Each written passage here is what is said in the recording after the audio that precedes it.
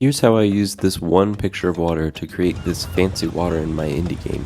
I start with this blank white tile map that we'll use as a sort of canvas to apply our water shader onto. With shaders, I can use math to manipulate the visuals without directly changing the sprites. We'll start by using the shader to apply a translucent blue across every pixel. Then we can take that water picture, downscale it a little bit for pixel art, make it black and white and increase the contrast. Voila! You have the perfect noise texture for the shader to use. If we take this texture, duplicate it, and then move them in opposite directions, every time the white area overlaps, we can tell the shader to show a different color from that blue. Now we do that once for the light that's glittering on top of the water, and then another time for the deeper blue that's underneath. Then we polish it all off by adding some white foam to the edges, and then a bit of wave motion to the whole thing.